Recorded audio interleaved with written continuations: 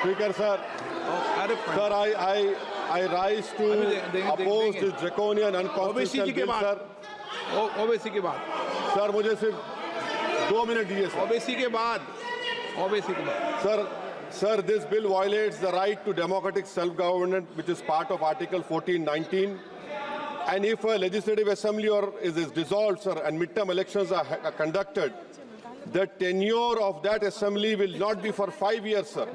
This in itself is a violation of parliamentary democracy, which envisages a tenured legislature. Sir, constitutional scheme makes it clear that once elections are conducted, the House should have a right to function for next 5 years. This is a violation of basic structure. That such a provision is being done for administrative convenience, not for constitutional purpose. Sir, the principle of federalism means that states are not mere appendages of the center. States are not dependent on the union for their existence. This is the violation of federalism, sir. Sir, in conclusion, Parliament is not competent to make any law that violates fundamental rights or the basis of the Constitution, sir. This bill indirectly introduced a presidential style of democracy. This bill is based on maximizing political gain and convenience. This bill will finish off regional parties. This bill is only brought in to massage the ego of the supreme leader. Thank you, sir. I oppose this bill. K. Radhakrishnan.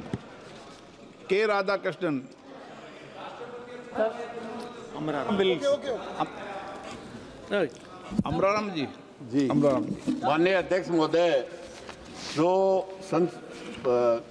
संविधान संशोधन 129 में जो संशोधन लाने के लिए लाए हैं बिल, मैं और मेरी पार्टी इसका विरोध इसलिए करती है कि ये बिल इस देश की संवैधानिक संस्था संविधान और जनतंत्र को खत्म करके तानाशाही की ओर बढ़ने का काम है. इससे ज़्यादा कुछ नहीं है. क्योंकि आप खर्चे की बात करते हैं, जिसको 1 साल होगा उसके 4 साल में आप उसके जनतंत्र की हत्या करने का काम ये संविधान संशोधन, ये जो बिल लेके आए हैं, ये करने का काम करेगा. आइंदा भी निश्चित रूप से आप बताइए, लोकल बॉडी जो पंचायत और नगर पालिकाएं स्टेट गवर्नमेंट का है, उसको भी आप लेना चाहते हैं. क्यों लेना चाहते हैं?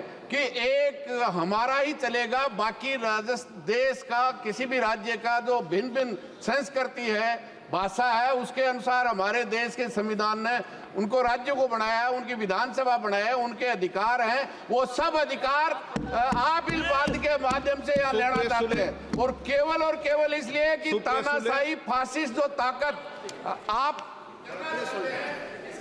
रूप से विरोध चाहे 356 हो, आगे भी अगर मान लो डिजोल्व हो गया, कोई फॉल्ट हो गई, सरकार गिर गई, तो उसके लिए भी आप अगर 2 साल बाद गिर गई तो 3 साल के लिए चुनाव होंगे. 1 साल बच गया तो उसके लिए होगा. इसलिए ये डिटेल चर्चा करेंगे, बात करेंगे.